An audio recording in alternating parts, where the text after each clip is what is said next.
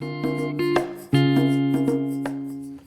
wouldn't you want to hike more miles, see more things? I don't understand why you would want to sit in camp and sip on coffee or eat your oatmeal. I mean, why are you out there anyway? You long distance hikers that do 20 and 25 and 30 miles a day, you're just rushing down the trail. You can't see anything. Now, that's the dumbest thing I've ever heard in all my life. Now, think with me for just a minute, okay? You're in camp and you're sipping on coffee. What are you looking at? You're just looking at what's in front of you.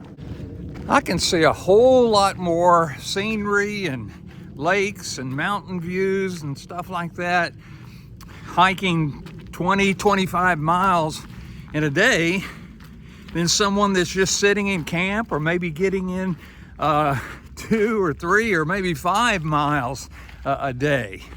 You can see a lot more.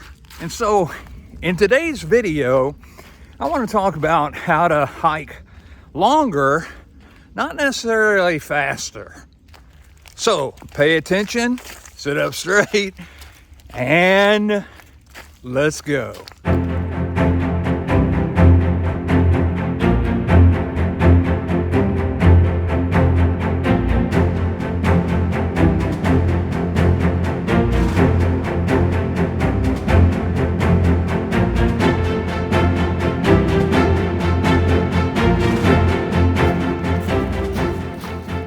I'm reminded of the story of the tortoise and the hare.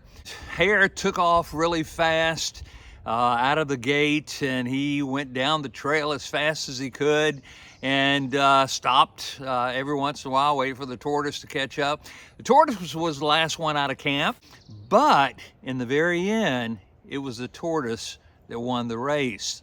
Now, we as hikers can learn something from the tortoise, the story of the tortoise and the hare. We need to realize that when we're out on a trail, especially a long distance hike, it's not a sprint, it's a marathon.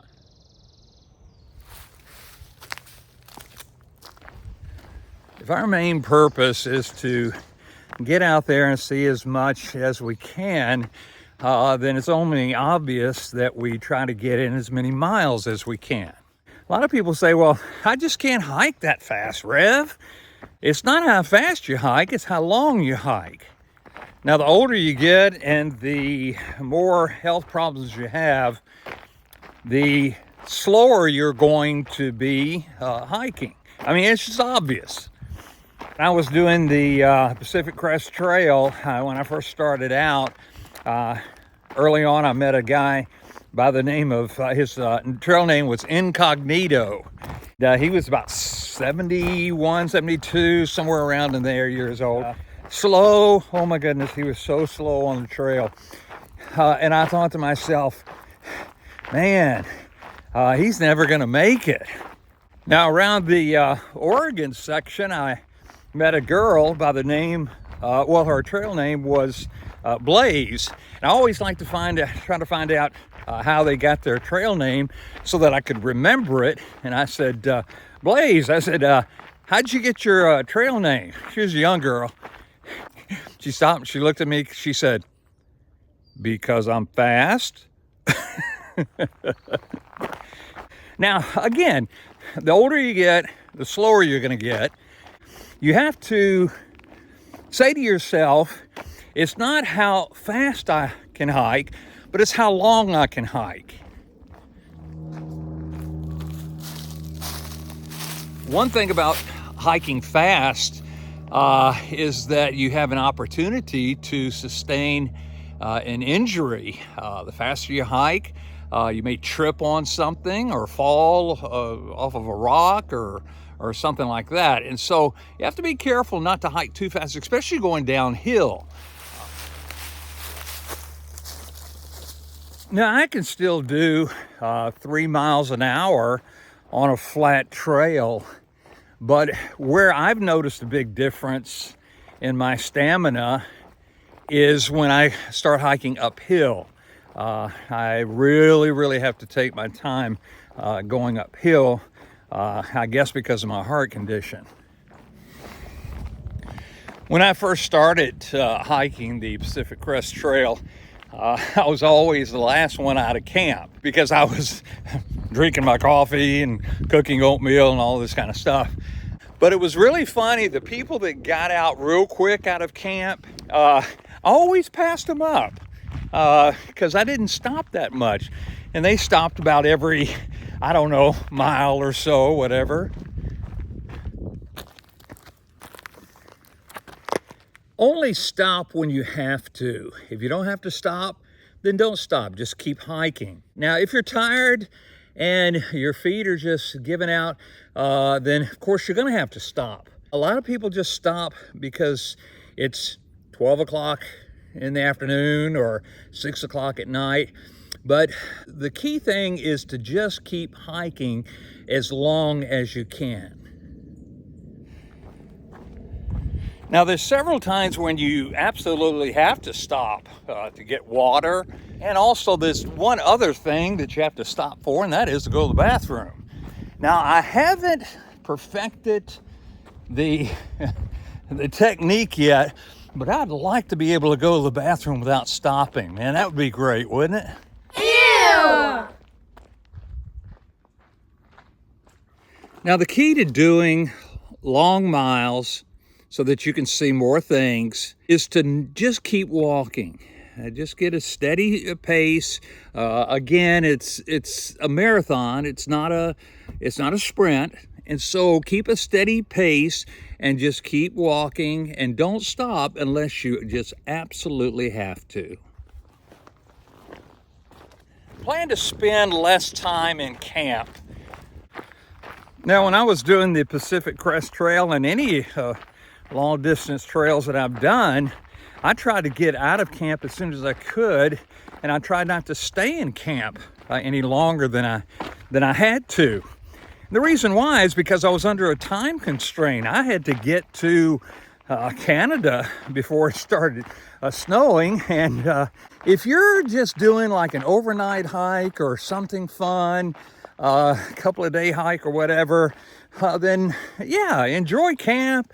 Enjoy walking slow. Again, what you need to decide is, are you going camping or are you going hiking? That's the key. Hey, this next thing really helped me out. Helped me get more miles in. But when you're on trail, don't stop to eat. Eat while you hike. Now, what I do in the morning is I will get up and I will look and see how much food I got in my food bag.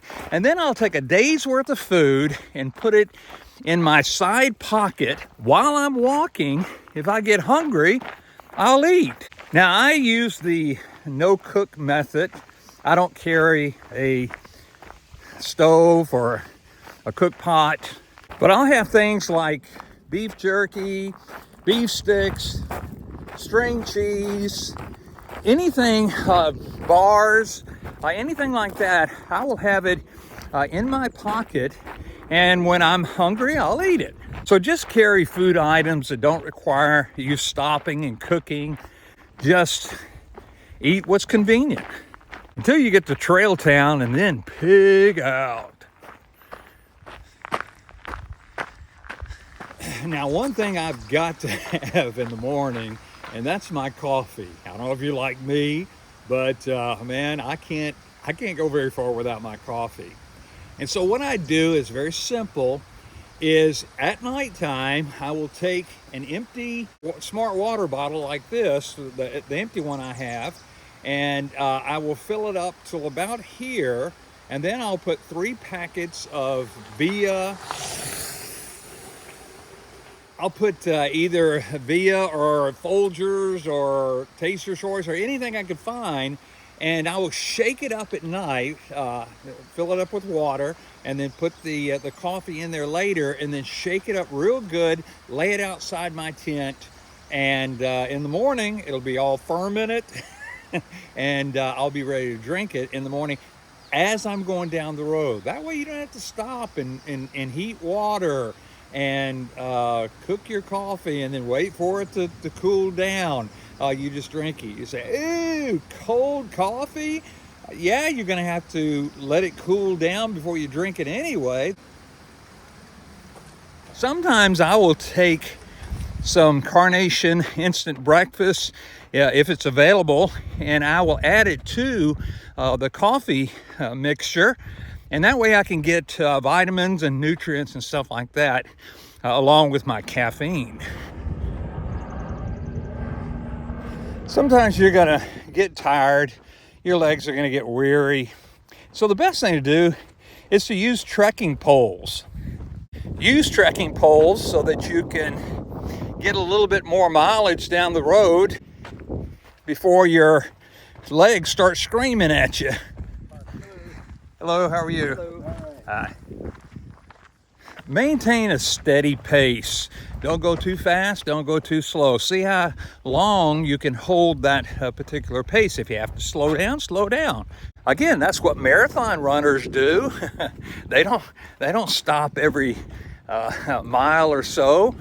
They just have a steady pace as fast as they can, but not so fast that they run out of gas early.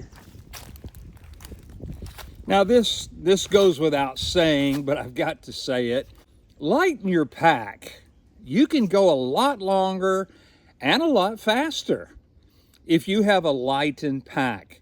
Don't carry unnecessary items. If you're not using something for a long period of time, get rid of it. Send it back home. Leave it at home. Try to get as ultralight of tent, the big three especially, your backpack, your tent, and your sleeping system. Try to get as ultralight as you can, because again, you can go further, you can go longer, and see more things on the trail if you have an ultralight pack. What is the one item that connects you to the trail? There's only one, and that's your shoes. And so it's very, very important that you get good, comfortable shoes. And also along with that is you've got to have good insoles.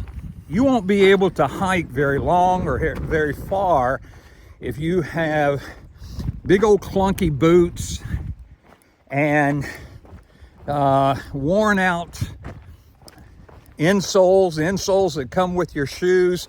You won't be able to hike very long. You'll get blisters and your feet will be killing you. Like right now, my shoes feel like bedroom slippers. They really do. Let me tell you a story. When I was hiking the Pacific Crest Trail, I got blisters on my feet one time, and that was at the very first. I was getting used to my shoes, but 2,653 miles, 0.1 miles, I only had blisters one time. That was at the very first. When I did the Pinhoti Trail, I never had any blisters on my feet. Make sure that you have good shoes and good insoles. You'll be able to get a lot more miles under your feet if you do that.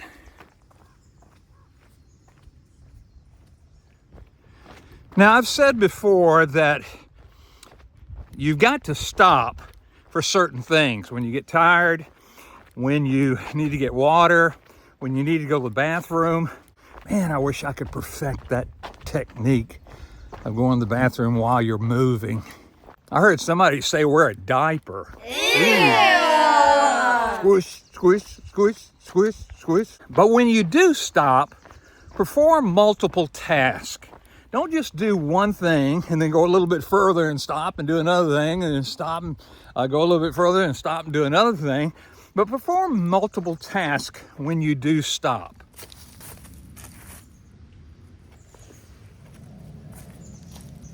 Now, when you stop to get some water, fill up your water bottle and then take time to camel up. Drink about 1 liter of water. It's not going to kill you, but drink 1 liter of water. It's better to carry it inside of your stomach than it is outside on your back. But take the opportunity to go to the bathroom. Now, again, get as far away from streams or water sources as you can and go to the bathroom. Another thing that I do when I stop is I'll take my pack off and I'll do stretching exercises because my back really hurts a lot with this pack on. So I'll take the pack off, and then I'll do some stretching exercises for my upper back. Have you ever stopped, taken your pack off, sat down on the ground for a half an hour, and then you tried to get back on the trail again? Man, it's just absolutely a killer. So that's why I say to be sure and don't stop unless you absolutely have to. Keep at a steady pace. You'll find yourself making more miles and seeing more scenery and wildlife and meeting people on the trail, and you'll have a better experience with hiking. Now, you may not be the fastest hiker out there, but you can be the longest hiker. You can hike longer than anybody else out there if you'll follow these things that I've given you. If you enjoyed this video, please be sure and give me a thumbs up, leave a comment, subscribe to my channel, share. If you'd like to learn a little bit more about what I've learned from backpacking over 30 some odd years, then check out the videos that are on the screen. And until then, I will see you down the trail, way down the trail.